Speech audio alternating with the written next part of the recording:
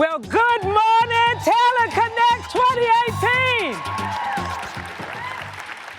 2018. Good morning. It is indeed my honor and privilege to be here, and I thank the LinkedIn family for inviting me to spend a few minutes with you talking about something Rosanna and her colleagues know that I love talking about. Carla's pearls, as I like to call them, my hard-earned and hard-learned pearls after being a woman on Wall Street for 31 years.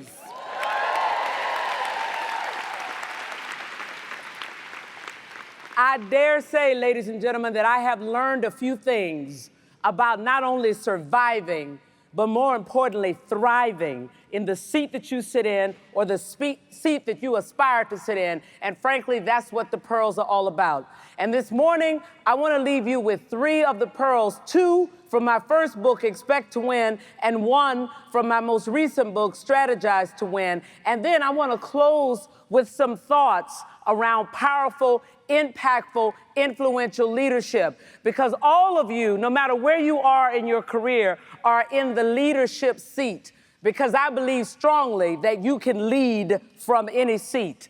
But I want to leave you with some thoughts around what you must be intentional about if you are, in fact, not only going to lead, but to fulfill that which you are doing as HR professionals, and that is creating the next generation of leaders, informing the leaders that are in your organization. I want to give you a few thoughts that you might, in fact, pass on to them so that they might be the most powerful and impactful, influential leaders that they can be. Now, first, the 3 pearls that I give to you.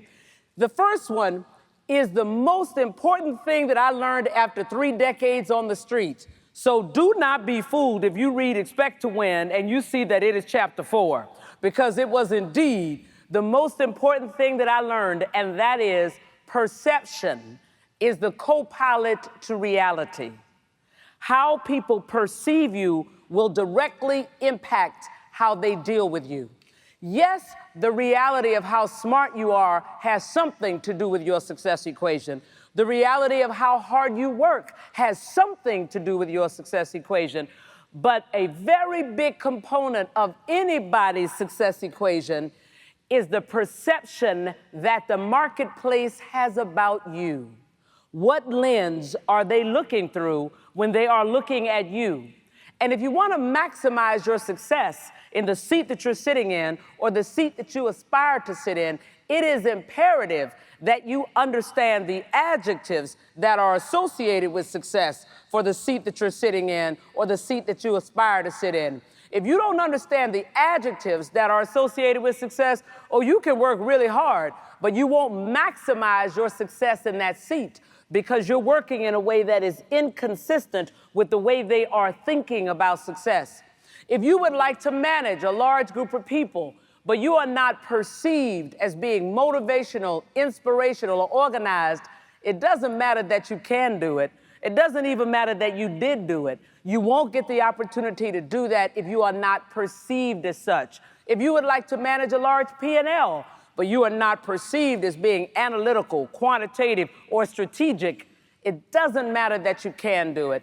Doesn't even matter that you did do it. You won't get the opportunity to do that if you are not perceived as such. Now, generally, when I say that, people say to me all the time, but wait a minute, Carla, I am who I am. I can't make anybody think about me in a certain way. If you remember nothing else about our time together today, remember that you can train people to think about you in the way that you want them to think about you. And how do you do that? You pick 3 adjectives that you would like people to use to describe you when you are not in the room. And why do I say when you're not in the room? It's because all of the important decisions about your career will be made when you are not in the room. Compensation decisions will be made when you are not in the room. Promotion decisions will be made when you're not in the room. And new assignments will be given out when you are not in the room. So how do you want people to describe you when you're not in the room? Pick 3 adjectives that are absolutely consistent with who you really are, because I'm a big fan of the authenticity point. Nobody can be you the way that you can be you. It is indeed your distinct competitive advantage, and we'll talk about that this morning. So pick 3 adjectives that are absolutely consistent with who you really are. However, pick 3 adjectives that are also valued in your organization. And if you don't know by now what's valued in your organization, you can go to the website. There isn't a company today that doesn't describe itself or its values on the website. And if they don't, think about what they told you when they hired you. Oh, Joy, we hired you for the following 5 reasons. Or Rosanna, you beat out these 2 candidates for these 3 reasons. They told you then what they valued about you. So the trick is to continue to improve upon that which they value. The 3 adjectives that are absolutely consistent with who you really are, the 3 adjectives that are valued in your organization, where they intersect is how you must behave consistently if you want to train people to think about you in a certain way. It is simply consistent behavior around those 3 adjectives.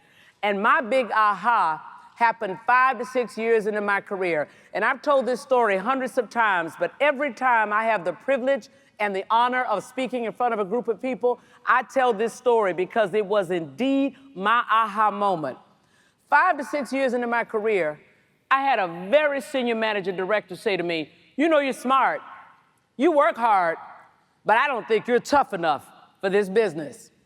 Now my first reaction is, what is he smoking? You can call Carla Harris a lot of things, but ain't tough, ain't one of them. But then I said, wait a minute, suppose this guy is not pulling my leg. Suppose he really doesn't think that I'm tough enough for this business. And heaven forbid, suppose the rest of the organization doesn't think that I'm tough enough for this business. And as you might imagine, ladies and gentlemen, the last thing that you want to be thought of as a woman and a woman on Wall Street is not tough. And oh, by the way, authentically, that is who I am. So the fact that he was questioning whether or not I was tough enough was a wake-up call to me that the real Carla Harris was no longer walking into Morgan Stanley.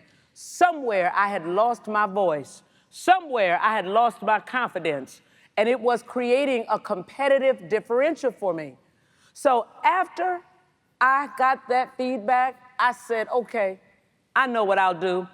For 90 days, I decided I would walk tough, talk tough, eat tough, drink tough, use tough in my language. Because it's important that if you want to train people to think about you in a certain way, you must have consistent behavior around those 3 adjectives. And you must use this language in your environment, particularly when you are talking about yourself. So I had a reputation of being very good at critiquing management presentations, so much so that before we would take a company on the road for a multi-billion-dollar IPO or a multi-hundred-million-dollar common stock transaction, my colleagues would often ask me to come into the room, listen to that CEO's presentation, and give that CEO some feedback, even when it was not my deal. So the next time someone asked me to do that, after I'd gotten that feedback, I said, wait a minute, tell me a little bit about this CEO. Is this guy sensitive? Does he have a thin skin? I don't want to hurt anybody's feelings because you know I'm tough. And I kept using this language over and over and over. Sure enough, in about 90 days, it worked. I had a team of people coming to see me. They didn't know I was behind them. The VP was beating up the poor associate. Do you have the backup analysis? Do you have the synergy analysis? We're going to see Carla Harris, so you know she's so tough.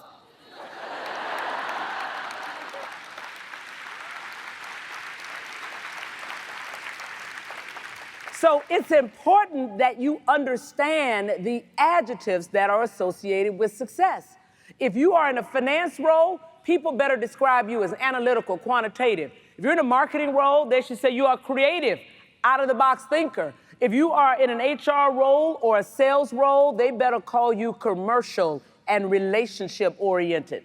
And oh, by the way, every day that you choose to exercise your power and go into your seat, you should know exactly what you're playing for.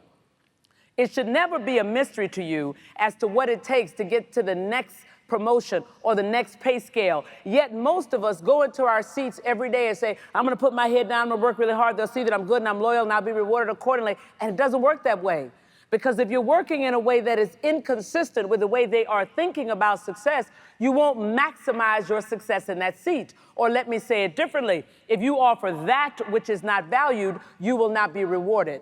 So it's important that you understand exactly what you're playing for, because when you know what you're playing for, you are motivated and inspired to deliver excellence every day.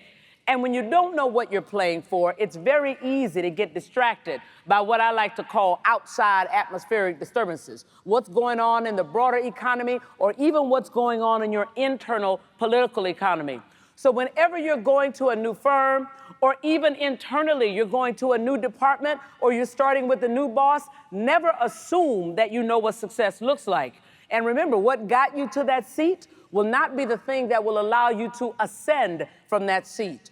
Always take the time to have the conversation about what success looks like. And the conversation goes like this: Jim, what needs to happen in order for you to say I knocked the cover off the ball and the ball out of the park? If Jim says, Mary, you do the following 5 things, and I will consider that an out-of-the-box performance. Now, Mary, you know exactly what you're playing for. You know how to maximize your success in that seat. But more importantly, if Jim says, I don't know, Mary, you always do a good job. Just do what you always do. Mary, note to self, Houston, we have a problem. Because if Jim can't tell you what success looks like, you will never maximize your success in that seat. Because success is always shifting, and that will make your performance vulnerable to outside influences on Jim. So if Jim can't answer that question, you should say, Jim, you're not sure what success looks like? I've been thinking about it. I got a pretty good idea of what I think success looks like on this project. Give me 10 minutes. Let me walk you through it. You tell me what you like and what you don't like. And after that 10 minutes, Mary, now you know exactly what you're playing for. You know how to maximize your success in that seat. The second pearl that I want to leave you with is from Strategize to Win, and it's around this concept of currency. There are 2 types of currency in any environment: performance currency and relationship currency. But I want you to think to yourself that a dollar is not a dollar is not a dollar. Performance currency is the currency that is generated by your delivering that which was asked of you and a little bit extra. Every time you deliver on an assignment above people's expectations, you generate performance currency. It works just like the stock market. Anytime a company says to the street that they will deliver 25 cents a share, and that company delivers 40 cents a share, that stock goes up every single time, and so will yours. Performance currency is valuable for 3 reasons. Number 1, early on in your career or early on in any new environment, it will get you noticed. It will create a reputation for you. Number 2, early on in your career, early on in any new environment, it will get you paid and promoted. And number 3, it may even attract a sponsor.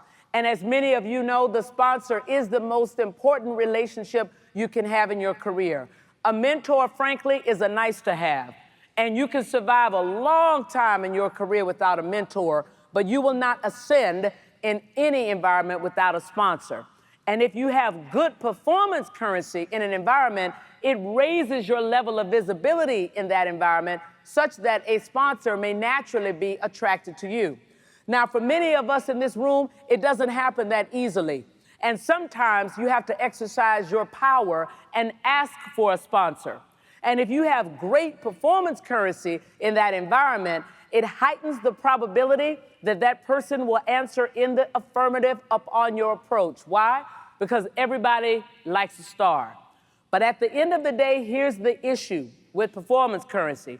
Over time, performance currency starts to experience diminishing marginal returns. Early on, it's worth about $1.50. But over time, that $1.50 works its way right back down to $1. Why? Because now you have created a new standard of excellence. Everybody knows that you will do a great job. Everybody expects that you will always deliver. So there's no longer a premium associated with your deliverable. The currency that's now most important is the relationship currency. Relationship currency.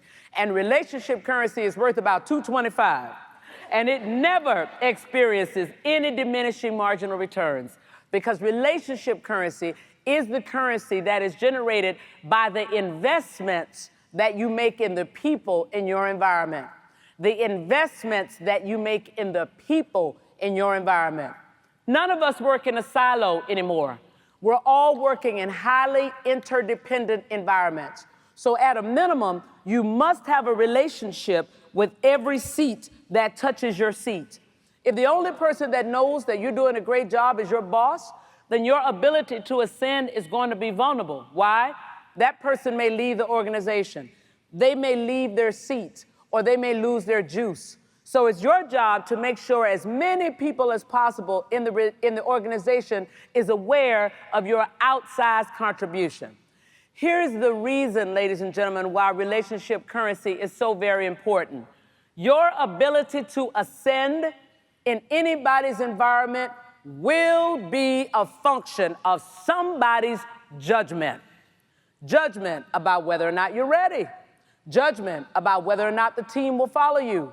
And judgment about whether or not you will ultimately be successful. And ladies and gentlemen, judgments are directly influenced by relationships.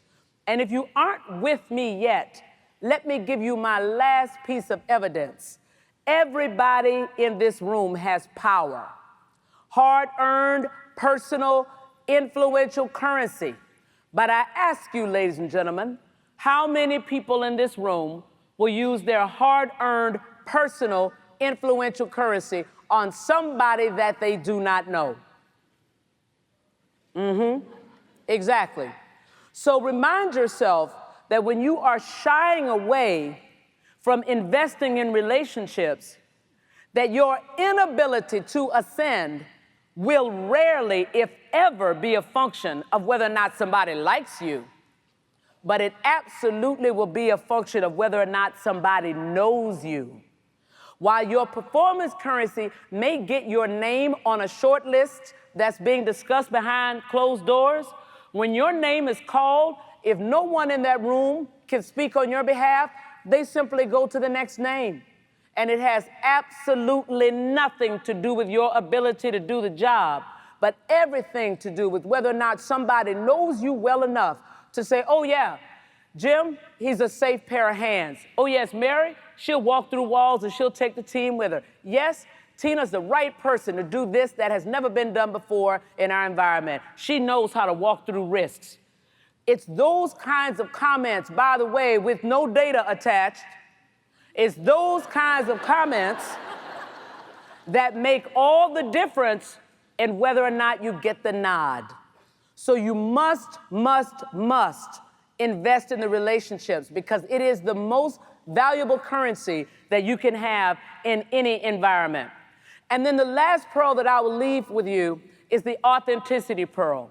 As I said earlier, nobody can be you the way that you can be you. It is your distinct competitive advantage. And the day that you receive the opportunity that you all have today, somebody else didn't get the job because you were the best person for the job. So the last thing any of us should ever do is to submerge that which is uniquely you. Anytime that you're trying to speak or behave in a way that is inauthentic to who you really are, you create a competitive disadvantage because you're using valuable intellectual capacity that you could use to really hear what your internal or your external client is saying, yet is not articulating. Valuable intellectual capacity that you could use to show that quick twitch response. Valuable intellectual capacity that you could use to co-create with that person on the other side of the table. As quiet as it's kept, ladies and gentlemen, most people are not comfortable in their own skin. So when they see someone who is comfortable and confident in their skin, they will gravitate towards you. They absolutely want some of that. Your success, like mine, depends upon your ability to successfully penetrate relationships. And the easiest way to penetrate a relationship is to bring your authentic self to the table. When you bring your authentic self to the table, people will trust you. And trust is at the heart of any successful relationship. This was a very interesting lesson for me to learn. As you heard, I am a singer. I have done 5 sold-out concerts at Carnegie Hall and recorded 3 gospel CDs. But when I first, thank you. But when I first started in this business, I didn't want anybody to talk about the fact that I was a singer. I wanted to be known as a no-nonsense, hard-driving, analytical, quantitative investment banker. I'm not here to sing and dance, boys. Let's not get it twisted. I didn't want anybody to talk about it, but against my objections, my colleagues would often walk into a pitch and say, oh, this is Carla Harris, our capital markets banker, but what you really ought to know about Carla, she's an amazing gospel singer. She sang at Carnegie Hall, Radio City, the Apollo Theater, and I'm there rolling my eyes until I saw the client reaction. Oh, you're a singer. Oh, I so admire people who can sing, and I personally love to sing, but my family will only let me sing in the shower. And maybe you can talk to my daughter about how she integrates her love of the arts and her academics. And there we were, having a 15-minute meeting before the meeting. Are you with me, Talent Connect? The meeting before the meeting. So when I sat down to pitch, they heard me with a different ear. They saw me through a different lens, because Carla Harris, the singer, was allowed to be in the room with Carla Harris, the banker. So I naturally differentiated myself from the other 5 bankers that would come in there and pitch that same IPO. So now whenever I go into a new situation, I bring Carla Harris, the investment banker. I bring Carla Harris, the prayer warrior. Carla Harris, investment manager. Carla Harris, the singer. Carla Harris, the writer. Carla Harris, the speaker. Carla Harris, the mother. Carla Harris, the golfer. Carla Harris, the football fan. I bring all those Carlas to the table.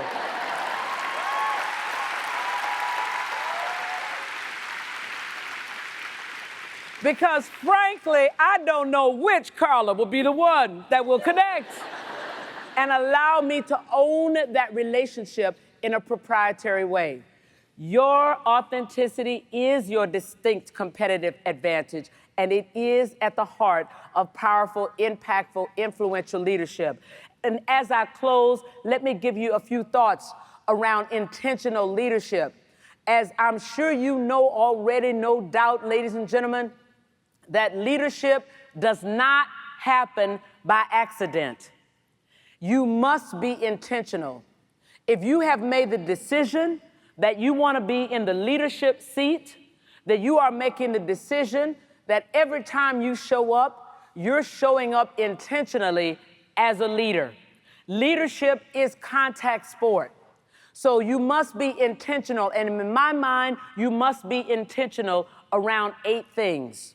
You must be intentional, as I just said, around authenticity. And it's really important, if you're in the leadership seat, that you show up authentically, because then you motivate and inspire those who are working with you, those who are working around you. You inspire and motivate them to bring their authentic selves to the table.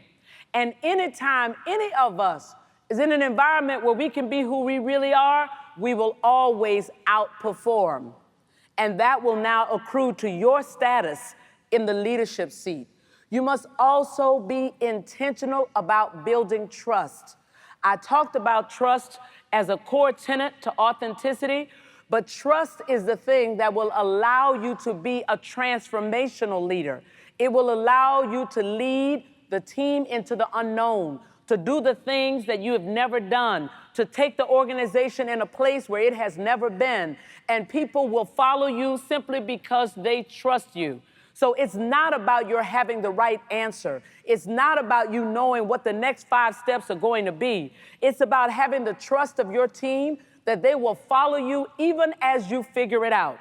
That matters more than the right answer in many cases when you are doing something for the first time. You must be intentional about clarity. When you can define what success looks like for your team, again, you stimulate people to outperform. When people don't know what they're playing for, it's easy, as I said before, to become distracted, disillusioned, and then you lose your best talent.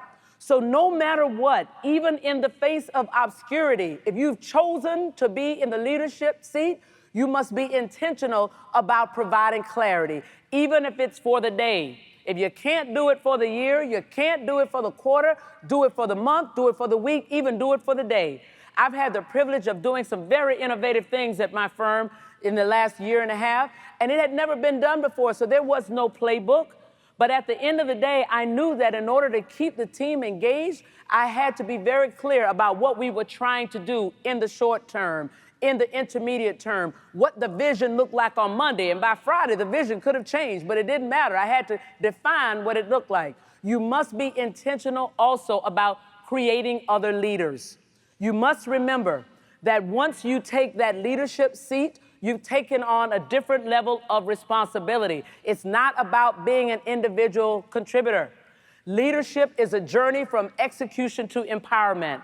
Now your job is to create other leaders. That's the way you amplify your impact in any environment. That is the way you amplify your career success. Create other leaders. You must be intentional around diversity. Every company represented here today is in some way competing around innovation. And if you are competing around innovation, diversity is an imperative, because you need a lot of different ideas to get to that one idea that will allow you to obtain and retain a leadership position. So if you need a lot of ideas in the room, you need a lot of perspectives in the room, because ideas are born from perspectives. If you need a lot of perspectives in the room, you need a lot of experiences in the room, because perspectives are born from experiences. And if you need a lot of experiences in the room, you got to start with a lot of different people in the room, because experiences are born from people. So you must have a lot of different people in the room in order to get to that one idea that will allow you to truly innovate in your industry and innovate in your company. That's your business case around diversity. And you must be intentional about inclusivity. I have the privilege of speaking at lots of companies, and when I'm doing closed-door sessions with the C-suite, they often say, Carla, we talk a lot about inclusive leadership, but what is that? What does it look like? How do I behave as an inclusive leader? I said, the number one thing you must do as an inclusive leader is to solicit other people's voices. Most people come into a meeting and they are thinking about whether or not they should say something. They're trying to gauge whether or not it's the right political thing to say. They're trying to gauge everybody's reaction, and you don't get the best out of your people. Solicit their voices. You must go in and say, hey, how you thinking about that, Joe? That's an excellent idea, but Mary, I want you to push back on Joe's thought. We got to figure out where the gaps are. So if you were going to give me the other side of that argument, what does it look like? That's really good. Okay, so Ivan, I want you to think about what Mary said. How would you push back? If 4 meetings in a row, you solicit everybody on your team and you solicit their voices, by the 5th meeting, you won't have to do it again. They will naturally want to contribute because they're ready. And you have implicit to say, I value your voice. And everybody likes to be valued at the end of the day. So it is underscoring their value. You must also be intentional about teaching innovation. And if you're going to teach innovation, ladies and gentlemen, you must teach people how to fail. They have to know that it's okay for them to fail. Because if they don't fail, they're not pushing hard enough and they will not innovate. You will not get that out-of-the-box idea. So it is important that you teach them how to fail, and you teach them how to fail quickly. And you know what that means? Celebrating the failures. You know, Rich, we tried your idea, it didn't work. It was a colossal failure. But let's talk about why it was a good thing. Let's talk about why it was a good thing that we tried. Because here are the 3 things that we learned. And those 3 things will help inform our next try and maybe even our next success. Good job. Thank you for the contribution. That's the way you keep the ideas coming. Because if they fear there'll be retribution for making a mistake, they will not innovate. And then finally, you must be intentional about using your voice. You have to be willing to call a thing, even when somebody doesn't want to call the thing out. That is your job as human capital professionals. When you know something is not right in the room, and it doesn't matter who's called it or who's creating a win in the other direction, you gotta call a thing. And the one thing that goes through all of those tenets around intentional leadership is courage. Yes, ladies and gentlemen, it takes courage to call a thing when nobody wants to call it, and it's a big 800-pound elephant sitting in the room.